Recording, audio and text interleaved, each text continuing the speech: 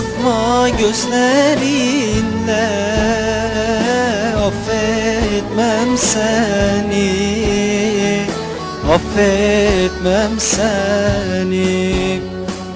Yetmiyor mu çektirdiklerin? Hadi durma çekin, hadi durma çekin. Bırak beni kendi halime. Şerefsizlik senin kaderin olmuş. Beni de kendin gibi yaptın. Hadi çek, çek git bir an önce. Gözlerim seni görmesin. Ben senin için gözyaşlarımı dökerken sen şerefsizlik yaptın. Bırak, bırak seni şerefsiz bileyim. Şunu bil ki geri dönemeyeceksin.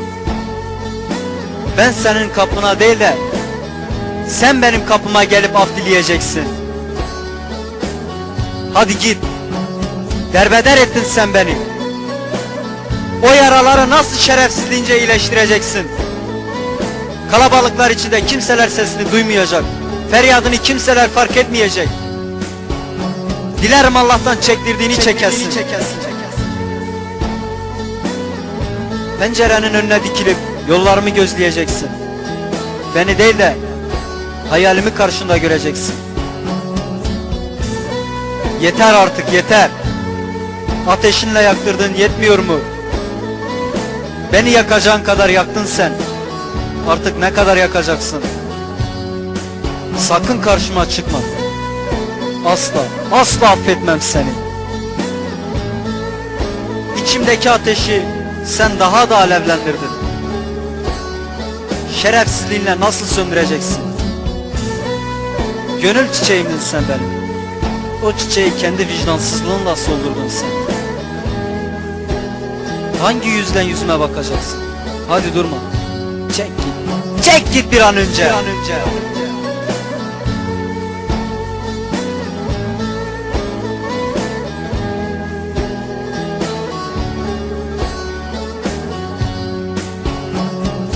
Bakma gözlerinle, affetmem seni, affetmem seni.